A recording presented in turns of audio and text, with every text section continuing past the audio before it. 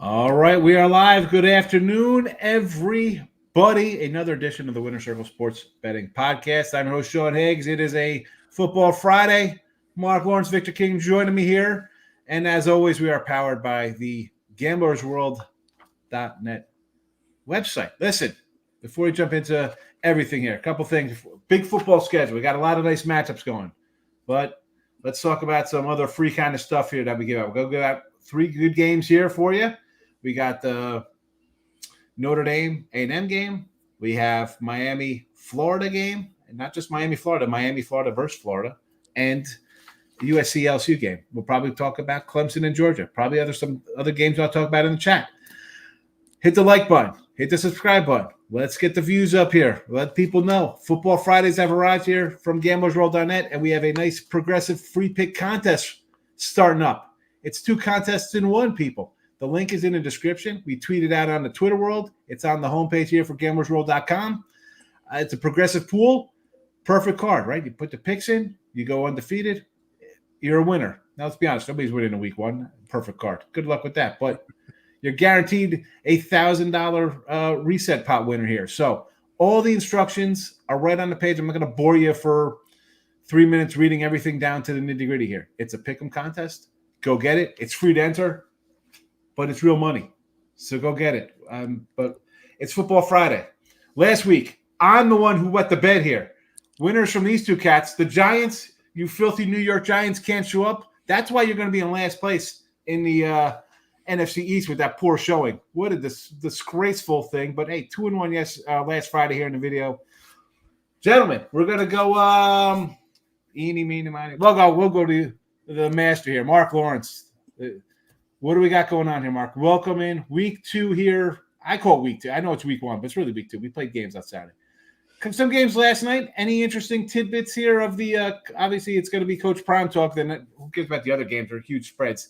That was the one there that everybody was kind of high on. It went from 9 up to 12, 11. Shenanigans at the end for a cover. His offense sputtering. What do you think? How you been? Nice to see you, my friend. Nice to see you as well, Sean. Nothing for me from yesterday's games. In fact, didn't even watch any of yesterday's games. I'm sort of knee deep into getting this whole football season laid out here. We do have a commonality this week, and I know Victor can share this with you about having some teams playing their second game of the season against teams playing their first game of the season, and it's not good for teams playing their second game. Victor, you have those numbers? I do, Mark. We touched on this topic briefly during our podcast on Wednesday, our Marc Lawrence Against the Spread podcast, about FBS teams where you got one of them who's playing their first game of the season against a team who played the previous week. So they're playing their second game of the season. One would think that it would be the team with a game of experience that just played that may have the edge in these particular games. But like, Lee Corso says, not so fast, my friend. It is actually the other way around. Again, according to the numbers and results from our playbook database. Now, this is going back 10 seasons. And again, it's all FBS games.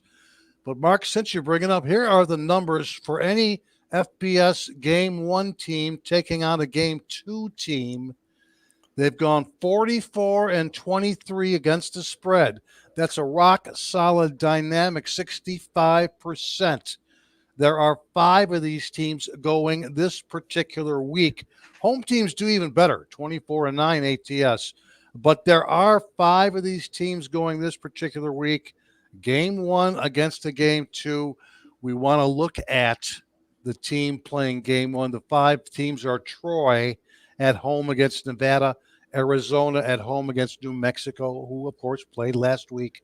And then the 3 road teams, Georgia State taking the big number against Georgia Tech, who had the big upset win against Florida State, right? UCLA on the road against Hawaii.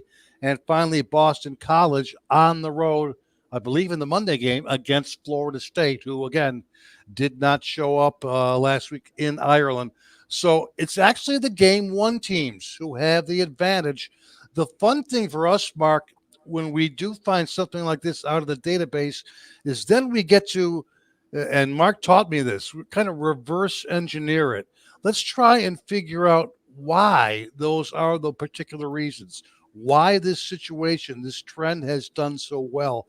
And that's the fun thing in our database is we get to kind of reverse engineer. Is it the fact that these teams get to see the tape from their opponent all summer long, not to mention what they just did last week? Remember, a team like Boston College, they've been focusing on Florida State all season long. Florida State's a team that had to play Georgia Tech last week, 4,000 miles away in Ireland. And now they got to turn around on reduced rest and lay a bunch of points against Boston College. So the fun thing is trying to figure out the whys behind a good situation. You hit it right on the head, Victor, about reverse engineering. And we do that largely because if it's not logical, it's not worth anything. You can talk about gumballs coming out of a machine. If 8 red gumballs come out in a row, it doesn't mean the 9th one's going to be red. It hardly means it's not. But if it's logical, the concept, then you can begin to feel comfortable with it. And what Victor said about this game 2 versus game 1 situation here is just that. You've got the logic where there is game film on the team playing their second game.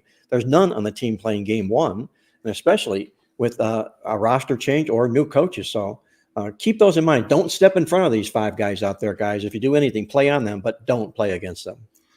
I'm guilty of stepping in front of one of these, and I'll tell you why I like or fading UCLA there. That's a rough travel spot. Hawaii, and they look so bad is why I kind of want to take Hawaii there, or did take Hawaii there. But on the flip side of that, the Georgia Tech one, I don't like that because it's a huge. Well, actually, Georgia Tech one, yeah. I feel like that is a spot where the line should be higher, but they played so well. It's a bad number on the dog. And on the BC one, that line is gone from 21. Like the BC at 21 would be great. At 16, it's like, oh man, that's a 5-point. Is it worth a buyback there where you go the other way and try to middle it out?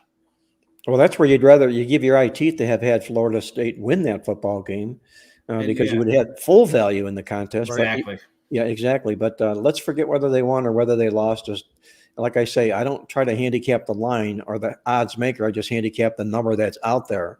And as a high teen dog in a situation like this, I like to play with the handicap. Yeah. I still like BC. New coach, an NFL guy, changed the kind of atmosphere, whatever the heck they want to call it, culture. They had a decent quarterback too. And Florida State they just lost that there. They didn't, they had a good drive. I was like, oh man, I had the dog there. I'm like, oh, this is gonna be a long day for Georgia Tech here. First drive, they go down the field and score. I'm like, oh boy, this is not good. And then, nope, here we go, dog fight. And they lost that game, Sean, also not because of turnovers. They played a pretty clean game. Yeah, right. They just got outmanned. Yeah. So what happens if coach, whatever? Exactly. Right. But let's go back to, and we'll get off the Florida State bashing. I know it's like your guys' backyard. You got a bunch of backyard schools in Florida. But the quarterback, to me, if you're on your third team 3 years, it's not everybody else's problem. You could be part of the problem as well. No question. He's like Dylan Gabriel over at Oregon. I mean, my goodness, he's got air miles like no other college football player does from all of his transferring. And DJU, we're talking about the quarterback there. I say that because I can't pronounce his last name. That's what I call him too. I called him DJ Ukulele. So I was like, that's not his name. I'm like, I'm going to butcher a guy's name. I don't care what sport it is. I'm not a linguist. Guys, I'm a totals guy. What kind of put me to sleep in that particular game was the fact that both teams combined for only 14 offensive possessions in the entire game. 7 for each team. Wow. And you want to talk boring, plodding football. It was the fewest amount of total offensive possessions in a college football game going all the way back to November of the 2020 COVID season. So we're talking 4 or 5 years now in terms of offensive futility for both teams. Oh, good numbers, Victor. Real good. I didn't realize that. All right, we're going to get to our picks in just 1 second. But first, listen, we got to sell a little bit too. 3, 7, 30-day packages are guaranteed here on gamblersworld.net. So anytime, if we don't show a profit, which is rare over a multiple days. Like you can win a day, you can lose a day, but over a couple days, a week, a month, we're going to show you a profit. If we don't, you're credited. Come back, get on board with another capper if you want, or ride it out with whoever you're on board with. $5.99 early bird special. I'm no smart guy. Never been called that. A lot of names. Definitely not genius. But if you get that today, we're talking like $30 a week, $25 a week for the entire season at $5.99. It's a whole lot of games. Money management, people. Use it. Let's just do some comments, and we're going to get to. We'll start off with the Notre Dame A&M game, because I see, that's going to be a fun game to talk about. Mars in the house. He's been a good follower of the channel. Welcome in yesterday. Is it 39? What? No, thank you. I can't get Mark had nothing. I can't get into crazy games like that. New rookie better T-Money. He makes jokes. This guy takes rando. Let's take over goal scorers like 1.5. He loves his plus money. He'll love our show. He's mentioned Notre Dame, so that's why I saw the Notre Dame. We're going to jump right into Notre Dame A&M here. Big matchup. We just had a little bit off air. Line flip here. Notre Dame now a 3-point underdog from a 1.5, 2-point fave, whatever was that opener. Mark, this is your game. I'm sure you're going to be loaded up with information on this. I'm center stage. Let's go. Don't worry about me. We're talking Notre Dame A&M. This is Mark's baby today here. It may be the most watched game on the whole weekend, this particular weekend. Yes. Because of where it's a good weekend, too, of games, but this is the one. This is the one. Originally when the line came out, ready to snap the rubber band on Texas A&M as a small dog, they're now the favorite. So that tells me two things. One, the Sharps knew where to go. Two, the public followed the injuries, or not the injuries, but the weakness of Notre Dame, and that's their offensive line. They've got 3 sophomores and 2 freshmen starting in that offensive line. They're going up against a big herd of defensive calf for Texas A&M. That could be a real mismatch in the trenches there. But what I see it here from our database and looking at this is you look at A&M, they've been really, really good in home opening games. They won 11 times in a row, 6-1-1 to the spread in that particular row of late. And here's a question that I had to ask myself. I put this in our newsletter this week. It was our incredible stat of the week. And I put it in there not so much to make a case for either team, but just for the fact that it is an incredible stat. If you look at Notre Dame, the last 55 games they've played, if Notre Dame has won the yards in those games, they are 54-1 if they out-yard an opponent. That's a pretty strong number, which might make me want to back off a little bit here, but I don't know if Notre Dame can win the stats in this football game. 54-1. Yes, because Texas A&M has won the stats at home 20 consecutive games in a row at home. So you got a collision there of stats, if you will, in the stats, for the two football teams. I'm still going to go to A&M in the football game. I'm a big fan of the Aggies this year. We were talking before we went on the show about how I feel they could be playing in the Southeast Conference Championship game. This team is really loaded with not only returning production, but they recruited as well as anybody did Jimbo Fisher. That's about the only thing he left on the table at A&M when he left was the fact that he brought in a wealth of talent. And Mike Elko inherits that talent, and he'll be the benefactor of that. I like A&M in this football game. A&M minus the 3. Like I was saying, I should save it for the show. We'll talk about it here too. The fact that you're facing a guy you quarterback for 2 years, every one of his weaknesses. The offensive line's going to be a problem, and that plays into an A&M strength with the defense there. And again, the guy won 9 and 8 games with Duke guys. You're coming here with 5-star recruits and big oil money out of A&M. Yeah, he's going to be fine. This team's going to be good. Victor. But what do you have, won 8 or 9 games if all 9 of those opponents are Notre Dame? That's the question. Yeah, but it's who you face, right? Yeah. I mean, you're going to beat the teams in the ACC with that kind of. I mean, let's be honest. That's Duke. It's not Miami, Florida, or even Virginia Tech or Clemson or Florida State talent. That's Duke football school talent. Yeah, you play who's in front of you is all you're doing. That's all you worry about, really. Mark mentioned the coaching change, the fact that Jimbo Fisher has been one of Mark's favorite whipping boys for a while now, since he got there to College Station. And Mark has mentioned numerous anti-Fisher trends, situations, the fact that he might not be the best game day coach, recruit. Oh, absolutely wonderful. But there's been numerous times over the last 4 or 5 years where Mark has actively campaigned against Jimbo Fisher. Mark, With him gone from A&M now, just a side question, is there a coach right now in college football that you would fade like you would a Jimbo Fisher coach team from seasons past? Well, what I'm going to do is this, Victor, and this kind of sounds a little weird in saying this, but I would fade a coach that's been really successfully popular against the spread. And why would I want to step in front of a coach that's just chewed up the point spread and cashed a lot of tickets? Because I don't think the guy can coach. He may recruit, but he gets out-coached in big football games. And my next whipping boy is James Franklin from Penn State. Oh, yeah. Okay. Yeah. He's the guy I would put on my step up, and let's give him a whipping here. It would be James Franklin, and ignore all those good point spread numbers he's had in the past. Let's, before I get to Victor's game here, let's talk about Penn State. I don't know if we're going to talk about it in the chat. Might as well bring it up. You brought up James Franklin because I'm not a huge Franklin lover myself. They were a 10-point fave. Now it's about 8-ish here, 8.5, whatever it may be, against West Virginia, who last year in a preview magazine, someone said this team was a MAC roster, West Virginia. And I'm like, wow, nobody's really high in these guys. They end up winning 9 games. Franklin, we know he gets beat up by the big boys, right? That keeps him out of the playoffs. So they probably make the playoffs now. I think a team like Penn State is why the playoff has been expanded for them and the 3 and 4 teams in the SEC as well. Can he beat a good team?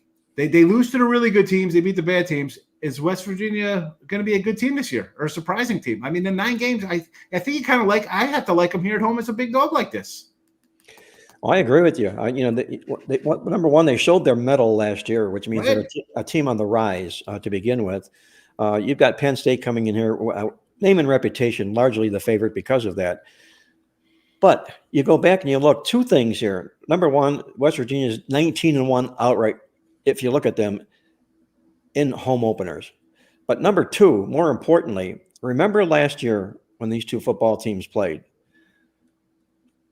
Penn State was up in this football game, I believe, by 16 points with less than 20 seconds remaining inside the 10-yard line. And for all intents and purposes, they're supposed to take a knee and get out of there. They threw that touchdown.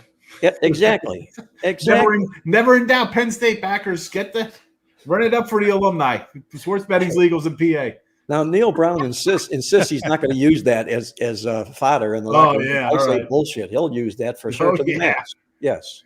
They'll be showing that before they run out of the after warm-ups. They could come back in and be like, remember this, fellas? Exactly right. There's some sharps out there that are actually even suggesting playing West Virginia on the money line in this particular game. Which I did, Victor. Which could be a nice little haul there, that's for sure. Now, since you guys are on the subject of home underdogs, this is, again, something else that I've pulled out of the database. And you do not want to be laying points on the road in the first week of the college football season. It's all about home underdogs in the week 1. Again, we're going back 10 years, so this is out of the database. Just flat out home underdogs. We're not talking neutral site games. We're talking true home underdogs. 73, 41, and 2 ATS. 64% over a 10-year period. Over 100 players. That's just right. We got a good sample size, and we got the fact that these games went 9 and 2 ATS as recent as last year as well. 9 and 2.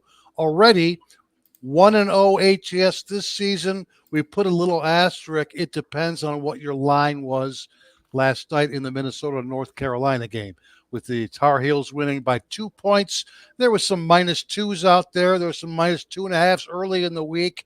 It may have went down to even 1.5 by game time. We'll call that a +2 and a flat-out tie. So, again, this situation's already gone 1-0 ATS this season, with Nevada covering plus the points against SMU last week in week 0. So there you have it. Home, just flat-out home underdogs in week 1.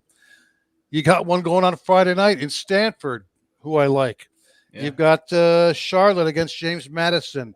You got Geo Southern against Boise. You got the West Virginia Mountaineers against Penn State, Vanderbilt against Wake, and finally, a game we'll be talking about in a minute here, the Florida Gators, plus the small number against Miami. But there you have it. Don't lay the points on the road in week 1. Sean, where are you going to get numbers like that other than here on the gamblersworld.com live Friday podcast? I wrote it down. I'm going to say tomorrow when I do my little show, I'll be like, hey, man, you want to take some home dogs? Here you go, 73 and 41, first game of the season. Yep. Beautiful. as long as we're on home dogs, why don't we just talk about Miami, Florida as a favorite on the road here? With twos, there were some threes. It was 2.5. It opened at 2. Gators at the Swamp. I think this matchup, and you see the Canes sign behind me. I like Canes. I got the Schnellenberger mini helmet. I like the old Miami. We haven't been good in 20-something years. I think this game here, the loser, forget the hot seat goes to they're on fire. I got a shirt that says the guy sitting there with the key. Oh, everything's fine here. That's that coach after this game because both Cristobal could recruit. The guy cannot win games. He can bring people in. He's got to do something with his coaching. Terrible. We're talking, you were saying Mark was talking about Fisher's in-game prowess. This guy, hey, let's run the ball, fumble it. The team runs it back for a touchdown. We lose the game. And then the season falls apart after that. This season for Miami, they lose this one. They'll be calling for his head. You lose into a Florida team that's projected to win 4.5 games, albeit in a tougher SEC conference. But I think Virginia Tech, they could lose at that game. They could lose Louisville game. I mean, it could really go off the rails for them. And Florida, with this cat, well, oh my goodness! Like Graham Mertz, I know the numbers aren't that bad for him. Both coaches, I think, will not make it through the season because this loss, I think, will spiral into a 3 or 4 loss season for them on the year. More Miami than Florida could have like an 8 loss year maybe. But I think either coach is fired this year. That is my prediction here. Mike, get the pen out for those watching. One of these coaches is canned. Victor, go ahead, Mark. You say something. I'm sorry, I didn't want to jump in. Go ahead, Victor. Well, let me tackle it from a totals perspective. I'm sure Mark will have some input in regards to the side play, the favorite or the dog, particularly after reading what he said about the game in our playbook football newsletter for this particular week. But you mentioned hot seat. You definitely have it here. Billy Napier, hot seat for Florida. Mario Cristobal as well. Now, in the offseason, he did hire, of course, a clock management coach. Hopefully that helps for him. But you don't know what time it is in the game? Yeah, just to get him there on time, yes. Of course, Billy Napier, it's for him a do-or-die season. They have an extraordinarily difficult schedule due to the Gators, which could definitely make his survival that much tougher. And, of course, given the ferocity of Florida's slate of games already within the SEC conference, this could be a situation where, like it was just said a few minutes ago, where Napier gets fired if there aren't wins early in the season. It's not quite the case down here in Coral Gables, although there is pressure on the Hurricanes now to, A, get to at least 10 wins, and B, get back to that ACC championship game, and perhaps even a college football playoff spot as well, especially with the powers that be spending as much money as they did in the offseason to acquire some big-name, high-end talent. I don't want to jump in. Someone said $5 million. $5 million for Cam Ward. Is that what they're paying him? That's what I was heard. $5 million. It's somewhere in that neighborhood. It's an unheard of number. Why go pro? Just top around for a payday. Don't forget Damian Martinez, the running back as well. And yes, this is a game where I do anticipate both offenses to have success at different moments. Now, it opened up somewhere, 57 has come down. We're about 54 the last time I looked. Doesn't seem like a big line move, but anytime you cross over the college football key number of 55, it is a big move.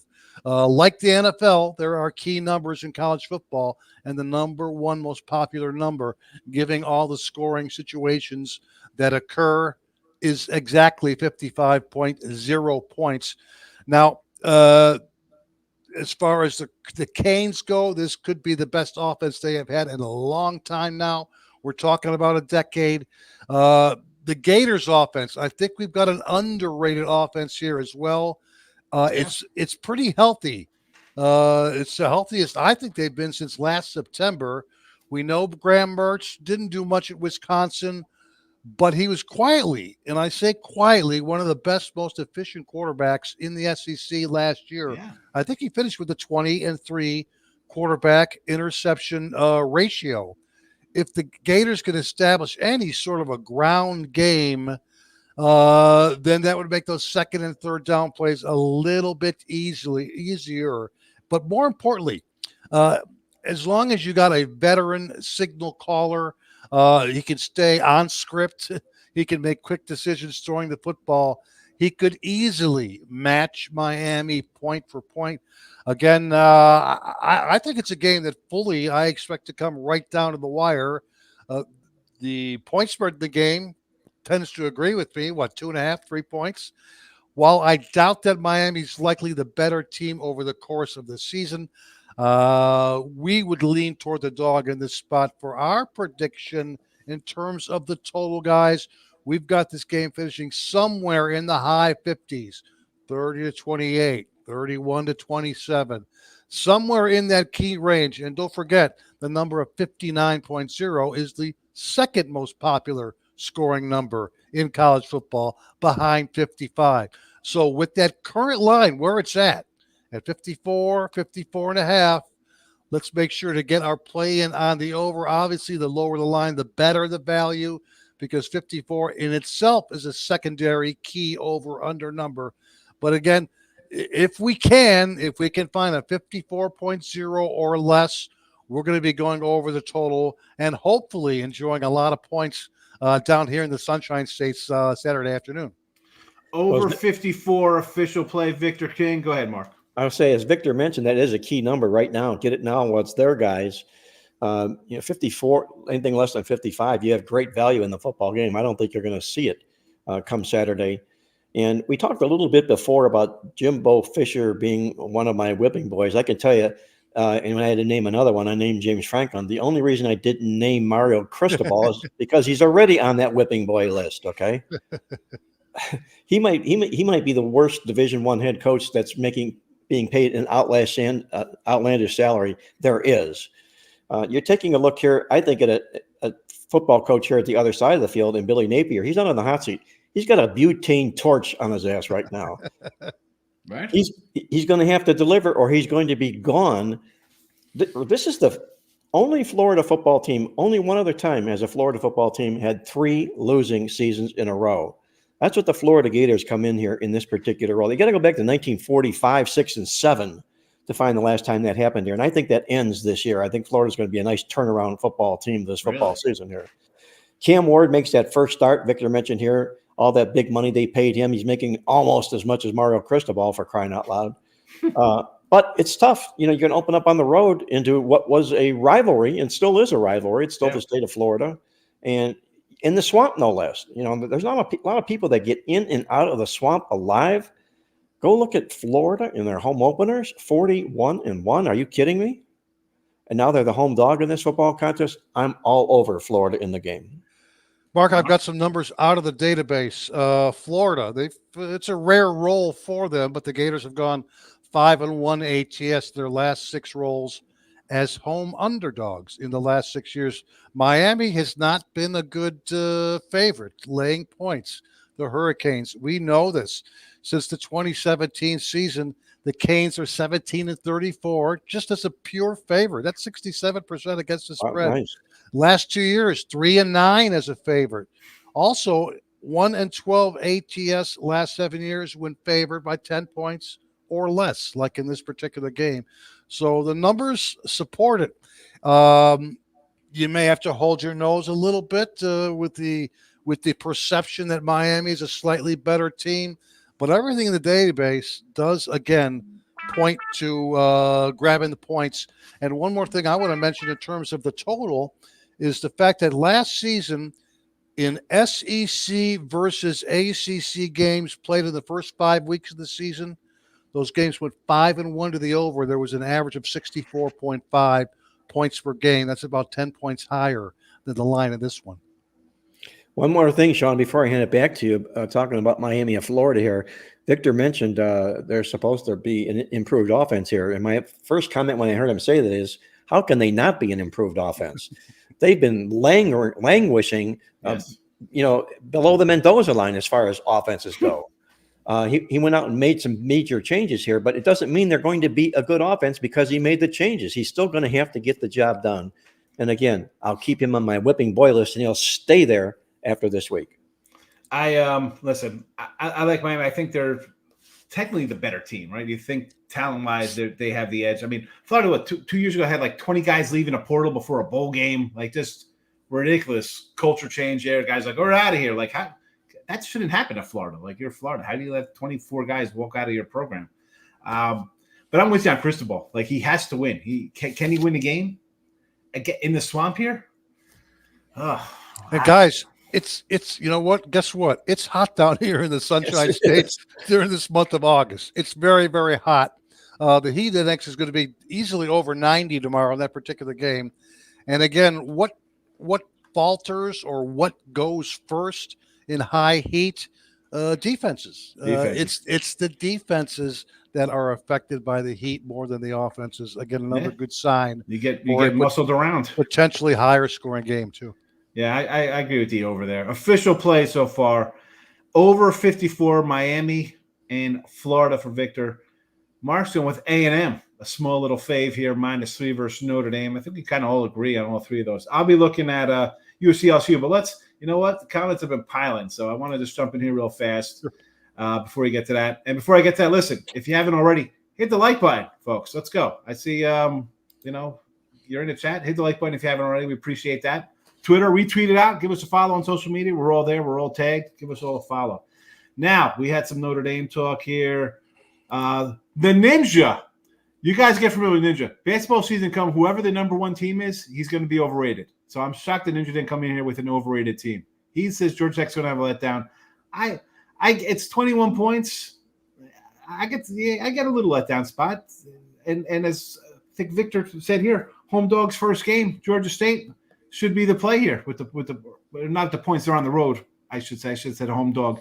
It was teams in their first game versus a team who's played their first game take the points.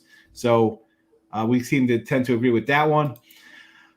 Skywise, who would be your favorite sleepers? Here's a little one. I mean, what's a sleeper here for us? I mean, the expanded playoffs, would it be a team other than Georgia or Ohio State who are supposed to win the whole thing? Would that be considered a non-sleeper team to take a flyer on? Because me, it'd be Utah. I like Utah.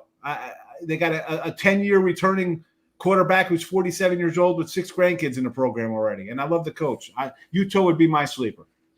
Well, do you mean sleeper in the terms of that they were a bad team last year and they're going to be a good team this year? It's such a loaded question. Yes. The sleeper. So, yeah.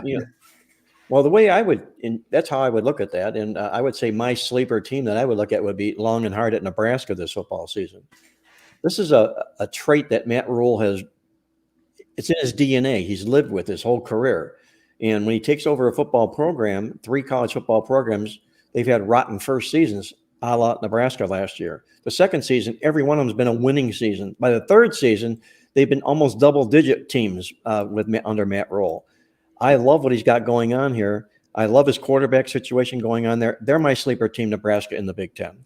Let me throw out a sleeper as well, guys, if I can, in what should be the most wide open that the conference has ever been. And we're talking about the Big 12. There's a handful. There's 5 or 6 teams that could easily win this conference this particular year. And I'm going to throw out the Kansas Jayhawks. Just 3 short years ago, the thought of Kansas having any success whatsoever would sound ludicrous. But Lance Leopold, I mean, man, oh man, has he turned things around in Lawrence. And if there was any time for the Jayhawks to actually peak, it's this year. Who doesn't love Jalen Daniels at quarterback? We got Devin Neal. They're amongst one of the best 1-2 punches in the entire Big 12. The schedule, it's very, very favorable with the toughest games coming against West Virginia and Kansas State on the road. They don't have the luxury of affording any sort of mistakes or slip-ups, but if the Jayhawks stay healthy, they might just play themselves into the college football playoff. I agree wholeheartedly, Victor. And in fact, I think the Big 12 is the deepest conference in all of college football this year. You can start at the top of that conference, and there aren't many weak sisters in there. And it's going to be a war week after week after week with all these good teams. They're all well fortified, well stocked. They bring back more returning starters as a conference than any of the Power 4 conferences. They've got this year, there's 6 teams up, you can rank up there that are 17 or more returning starters. So if I'm making a list and I'm saying, who do I have to leave off of this list? Kansas, I had to. I mean, I don't like that. I'm a big, huge Lance Leopold fan. Kansas State. I mean, my goodness, as good a coach as there is in college football at Kansas State, and all he's done is won there, but I didn't have them there either, largely because of the returning starter situation. I think this Big 12 conference is a real conference to watch. And if I subscribe to any one network to watch college football, it wouldn't be the Big 10 network or the SEC network. It would be the Big 12 network. You know, since we're talking about Big 12, you guys are killing me here with my Utah futures. I feel like I should just use them as toilet paper right now. I know. I noticed that Keith asked us something about tonight's game between TCU and Stanford. Of course, TCU, since we're on the subject of the Big 12, yeah, that's right. Stanford versus TCU is now a ACC versus Big 12 matchup. We're already scratching our heads here. But I do think that the Cardinal tonight, and you can tell which way the line's moving. In some cases, it's gone all the way down to 8 points. This is once a 10-point spread, right? There's some 8s, some 8.5s, maybe a 9 if you can still find one in this particular game. But the Cardinal is a team that is a little bit undervalued in the market as they are returning, according to our playbook, yearbook magazine. The Cardinal is returning some big-time players from last season. Players that improved as their season progressed a year ago. Meanwhile, you got TCU head coach Sonny Dykes. He basically went into desperation mode in the offseason after a very, very rough 2023. He parted ways with defensive coordinator Gillespie. He overhauled the entire defensive scheme.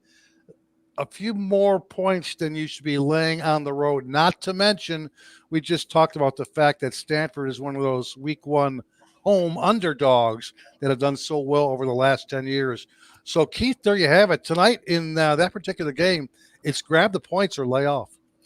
You know, you mentioned Stanford, Victor, and I think the big reason for that move is, as you alluded to, they're the number 2 team in the country in returning production, only behind number 1 Iowa State out of the Big 12. So you got a team that's really well fortified in Stanford here coming back this football season. And I may or may not have talked about this last week here on this show. If I did, please excuse me. If I didn't, for the people that weren't with us, this is really, really good to know. But when you're talking about returning production coming back from teams, our numbers in our playbook, Preview Guide magazine, are supplied by my good friend Bill Conley. He's the college football guru at ESPN, and he compiles all these returning production numbers. We call them RPRs.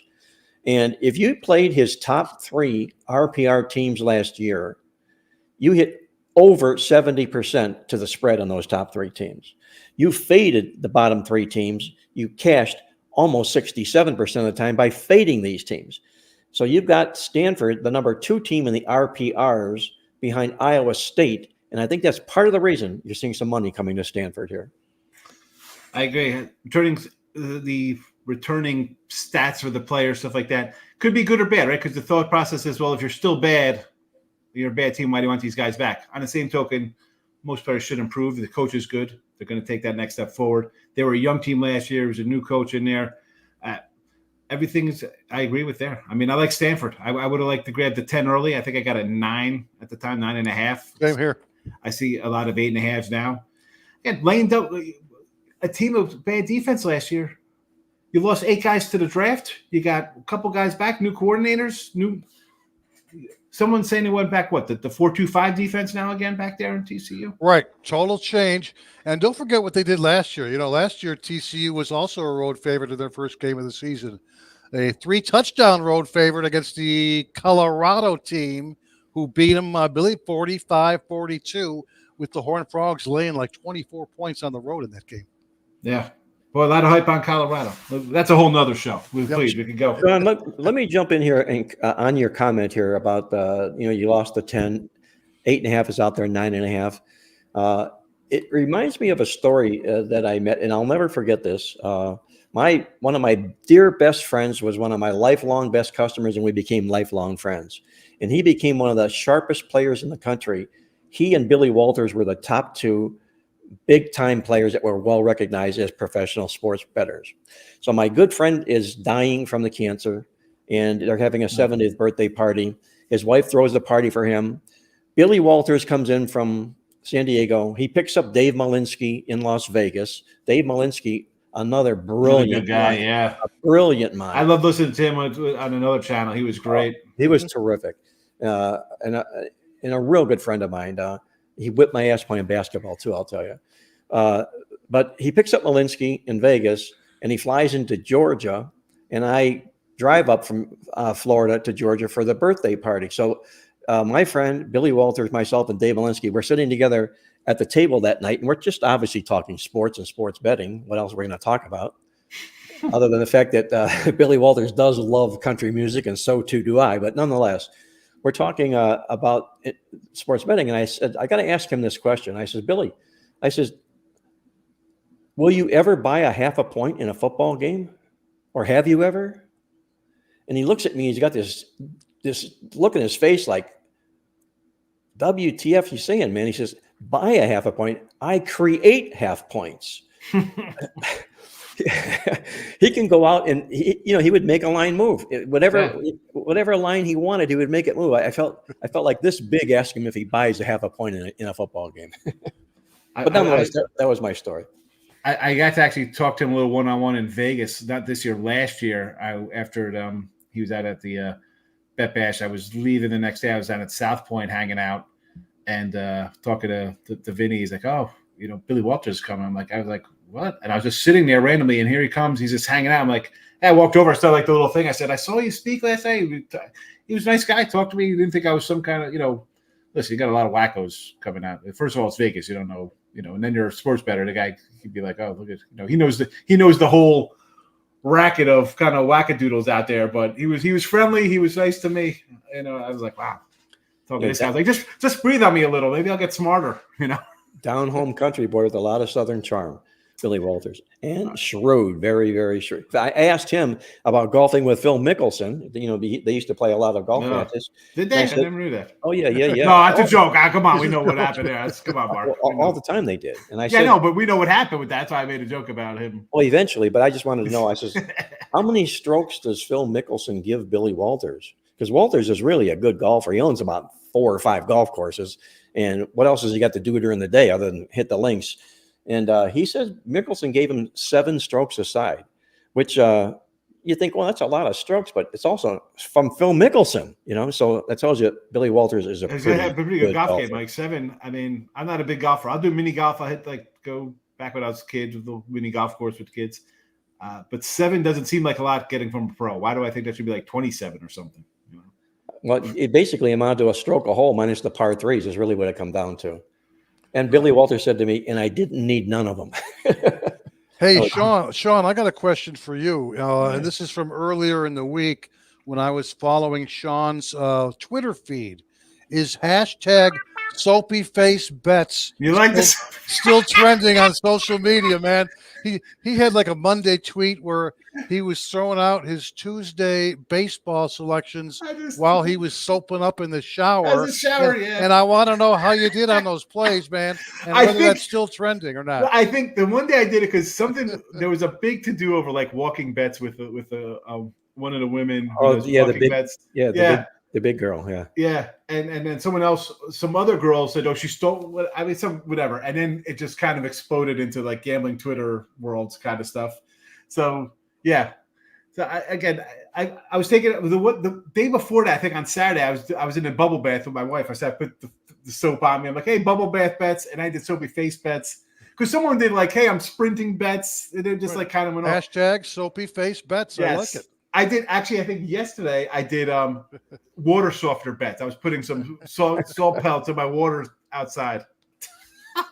I thought it was funny. It make people laugh. You can't take yourself too serious. When my wife and I are watching TV and it's not non-sports related, we still bet on everything. When we're watching Celebrity Family Feud, we bet on the results. When we're watching a reality TV show, a Survivor, Amazing Race, The Challenge, we're still betting. So in our household, there are plenty of non-sports related bets that can make any TV show interesting as well. So there you go. There's a lot of action going on at Victor's house is what he's saying. I know, that's crazy. Like our thing, we're watching the show. She's asking me like, "What's happening?" I'm like, "Just watch the show." Why? I'm not going to watch a show with you. I've got to explain everything to you. That's not. I'm not hitting the pause button. Like, "Oh, you saw this movie? What happened?" So what? I'm not going to watch it with you. I'm not going to tell you. I don't have to watch it. Go back in my room here in my little cavern. All right, we got loads of comments I want to hit, but you know what? Let me just pound out my game real fast here. So I got USC and LSU neutral field here in Las Vegas, Nevada.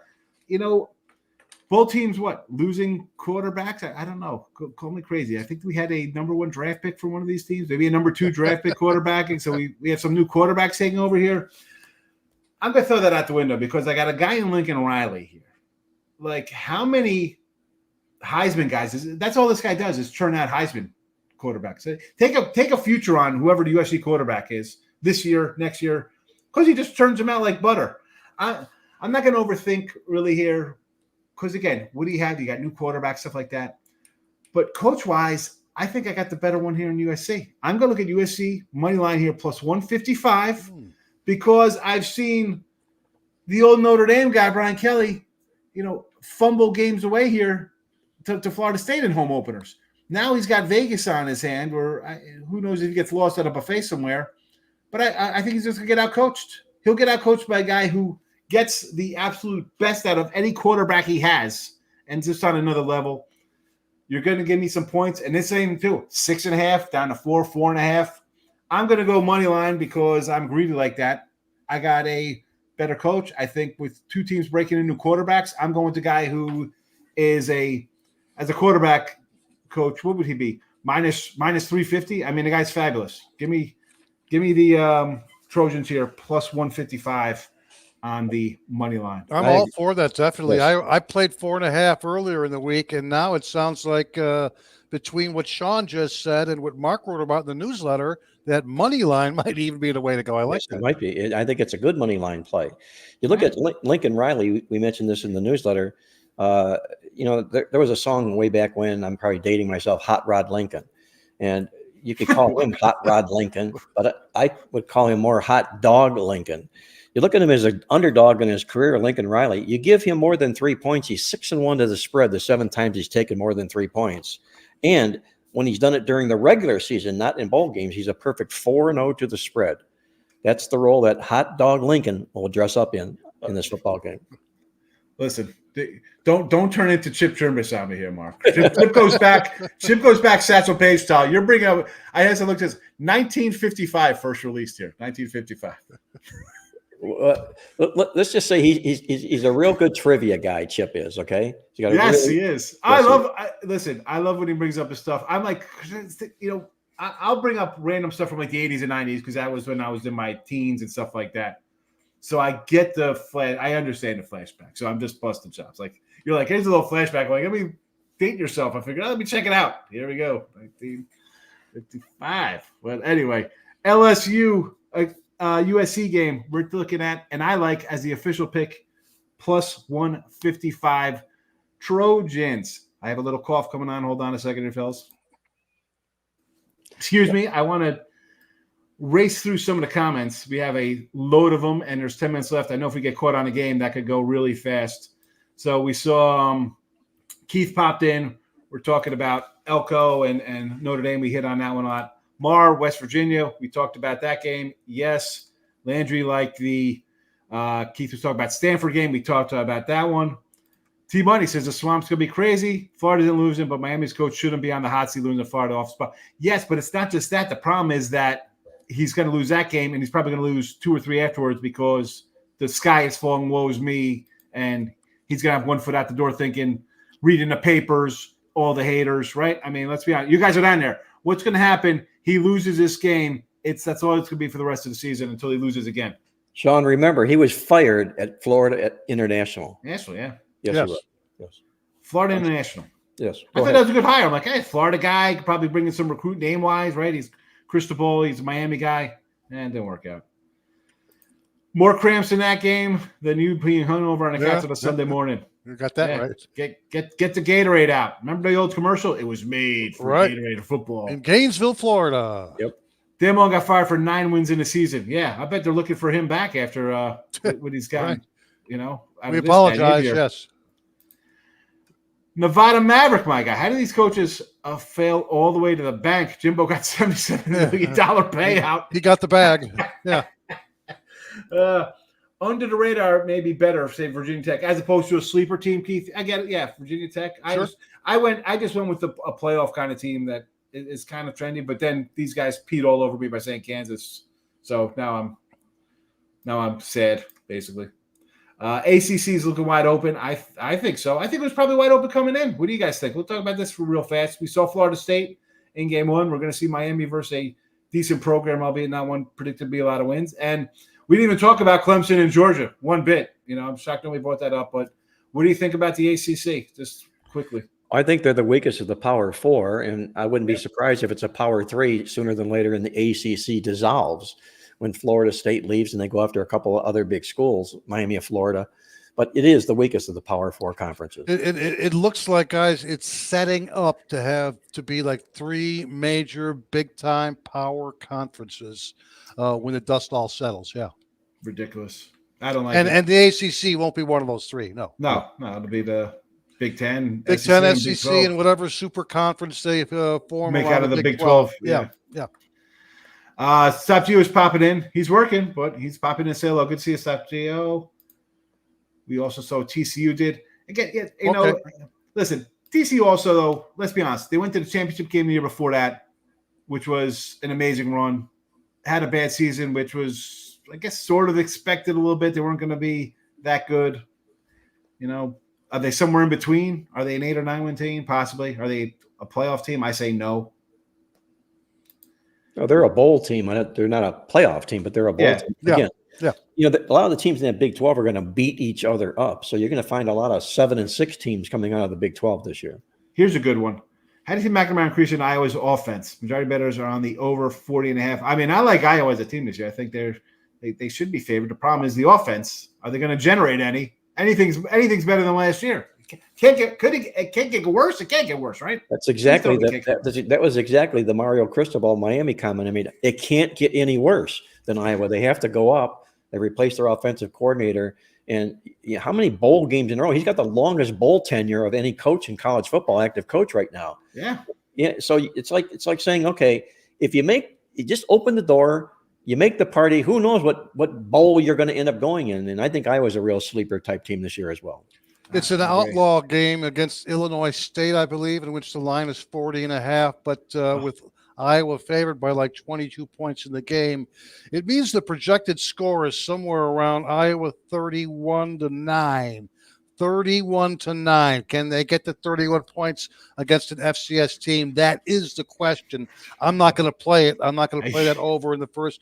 This is a wait and see with the Hawkeyes. Yes. It's a wait and see before we start diving in on Iowa Hawkeye overs. Right. Forget about it. Yeah. No. When they play a regular team, you just say, you just take an under in that game. The defense is going to show up and they'll struggle to score. Yeah, you go see a shrink and he says, "What brings you here?" And you say, "I was betting Iowa overs." We'll start betting unders. He'll be like, "Thanks for coming in here because I thought you would have jumped off a bridge by now." Right. You've not seen anything for last week. Keith loves the sports betting stories from the glory days. Yeah, we're making new glory days, but the stories are fabulous. I love them, Keith. I do. I did myself. USC also made improvements on defensive coaching staff this year. Yeah, they brought in the UCLA coach because that defense was absolutely atrocious. Again, to me, I got a better coach, and I think he does more with quarterbacks, and you're giving me points. You thought on their defense, guys? Better coach with a good quarterback. That's usually a starting point for sure. Sean. I mean, it's simple. My thought on that, I'm not loving LSU. Here we go. LSU never addressed the D-line issues, revamping the offense after losing Heisman Trophy winner and 2 first-round. Listen, they're going to lose wide receivers, quarterbacks. You're a good school. The pipeline will be filled with 4- and 5-star talent, right? But how long does it take for that guy to develop? We've seen Lincoln Riley take guys freshman top of the year. You can make fun of Rattler. The guy was a Heisman guy. He fell off the board. He makes Heisman quarterbacks, right? He'll be starting at New Orleans this year too. Before the end of the season, you can mark that down. Right? Yes. Listen, I think that line's come down a little bit. Take Carolina. Saints are a bad team. Saints are bad. Tallarico, my Pappy said, son, you're going to drive me drink if you don't stop driving that car. What is that? Hot Rod Lincoln. Is that Hot Rod? Is that what it is? That's Hot Rod Lincoln. That's from Hot Rod Lincoln. That's the one. Oh, my God. I'm like, what is happening in here? There we go. I love it. Thank you, Tallarico. I mean, do you think he knows it or did he just go Google it? No, he just knows the song. He's a fan. Yeah. Look at this old timer coming in. He used to be part of this thing. Jesse Shules in the house. South Dakota State. Come on, South Dakota State. Who are they even playing? The Jackrabbits? Jackrabbits? Oh, I lost my thing. So after seeing North Dakota State yesterday, I'm convinced South Dakota State is far better and can hang with Gundy's crew. There we go. Oh, so these got a little Oklahoma State action there. I don't know listen, the North Dakota State crew, both of them, they're pretty good. I don't know South Dakota State. What do you think? Gundy did a great job last year. I was like, no way these guys win 10 games. I thought they were in trouble. They lost a quarterback, running back. They had a whole new revamped offense. I was thinking not happening here in Oklahoma, but he got it done, Gundy. We had them winning the Big 12 this year in our Playbook Preview Guide magazine. Oklahoma State, they just loaded 20 starters back, and we didn't even use Iowa State, who's the #1 team in all of college football in returning starters. So again, I'm alluding to how deep this Big 12 conference is this year. Final one, and then we'll wrap it up. We're just about at the almost hour mark here. The Saints fan from Louisiana. I hope you were right, Mark. He wants Rattler out there. Dennis Allen, hot seat for Dennis Allen in the NFL. Big time. He was on the hot seat when they hired him for crying out loud. Right. Yes. Never want to be betting him as a favorite. That's for sure. Right. Jesse says, right. I'm high on Oklahoma State, but I got to look at this line. I'm going to pull up a line here for this game. I don't even know what it is. I don't know if you guys know off the top of the head. I don't know what time they're playing, so I got to hunt the board here for Oklahoma State. Where's this game, Jesse? Come on with this. I believe they're only like 10 or 12 or something like that. Really? Are they at home today? Or are they on the road? Well, isn't the guy they're playing a defending FCS champion? Is South Dakota State the defending champs? It's down to 9.5, guys. It's there you go. All right. 9.5 for the Cowboys. 54. That's right. They did beat them. They beat North Dakota State last year, right? Well, that's by the way. I don't hate taking a dog in this spot. I mean, I'm going to take I had North Dakota State. Why not take them in this spot? You're going up against a team that's not exactly a top tier, a strong team, but not the best team. Was that Carson Wentz's school, Victor? North Dakota State? He was North Dakota State, Carson Wentz. And Trey Lance, too. And Trey Lance also, yes. Trey Lance. Will he be starting for the Cowboys in a couple weeks? In a couple of weeks? I still think they like Cooper Rush a little bit better than Trey Lance on that team. Especially after those 5 picks. 5 picks? Yeah, right. 5 picks, yeah. Folks, this is – and I believe I like Caleb Williams. Like, people get hyped up over guys and Bo Nix and whatever. Trey Lance got drafted. People were like, we're taking MVP tickets on this guy. He's starting Niners to the Super Bowl. Don't get hyped up on these young. Can you let him play a little bit? Let him breathe? Let him learn a little bit here? He started game 1. I remember I had the Bears that week. I think the Bears got like a bunch of points at home. I'm like, who is this guy? No way. Well, that was the worst trade in the National Football League at the time when Frisco traded to get him. But it was then superseded when the Cleveland Browns traded to get Deshaun Watson. Oh, and the bounty. Is he going to play in week 1 or is it going to be Winston? No, it's going to be Deshaun Watson. They know he's hurt. He said he was a little banged up. No, he had a sore arm a couple of weeks ago, and they're just being real cautious with him because they want to see him on the field, and they will see him on the field.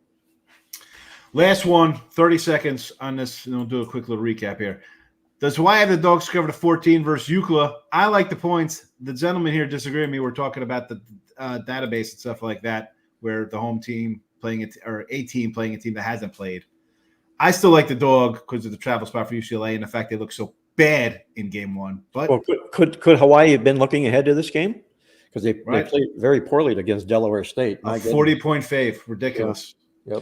Yep. They could be. The one thing that I don't like about it, and I know that UCLA is one of those 5 teams in the game 1 versus game 2 situation. They're laying points on the road, aren't they? Yeah. So it is completely negated by the fact that they are a road favorite in week 1 as well. So of those 5 that we mentioned, that's the weakest of the 5. So you want to talk me into Hawaii plus the points at home? You can talk me into that, sure. Yep. Excellent. Good. I feel better now. All right. We'll wrap this puppy up, put a little bow on it here on a Friday. Now, USC money line 155, A&M -3 over Miami, Florida Gators, the 3 picks for the show. 2-1 last week. The Giants, the crummy Giants, cost me and the chat here a sweep of the board. Don't worry, we'll get the brooms out here. Hit the like button. Follow Winner Circle Sports Betting Podcast here. We're all on the Twitter, the X World. Visit our host, gamblersworld.net. Premium picks are up. They're all there. You can find us. 3 738 packages guaranteed. Football contest, free to enter. It's a pick'em contest. Who doesn't like pick'em contests? Can you win some cash money? Go get it. These guys will be with me live next Friday as well. NFL, it's a Football Friday NFL style. Also for the show here, we'll be doing a live show on Monday nights before Monday Night Football. I'll be here. I think it's going to be kind of like an open forum, like, hey, if you guys want to pop in, it'll be a hodgepodge. Who knows? It could be Jim Weiss might be here. Chipper could come in. Doug, I don't know. Kyle Hunter, we could have it could be me for a little bit till people pop in, but the invitation is there as it's going to be out to the cappers on the site. So we'll do a little Monday live. Maybe who knows? Maybe even a Thursday primetime live show. I do videos all the time here. So guys are always welcome to pop in and say hello. But for Mark and Victor here on a Friday, week 1, college football has arrived. Next week, we'll be talking about probably for the first 10, 15 minutes, the Chiefs-Ravens, what we saw, and how the sky's falling for some team there. And oh, my goodness, what's going to happen here? What about next week's games? It'll be you don't want to miss out. A lot of views today. Appreciate it. Mark, thank you for your time. Victor, great seeing you as well. Thank you, gentlemen, everyone in the chat, watching, commenting, not commenting. We will see you live next Friday. Tuesday, I'm back with Chipper, Major League Baseball. Major League Baseball. Screw that. NFL picks on Tuesday. How about that? Good luck, everybody. Bye-bye. Have a good weekend. Thank you. Take care.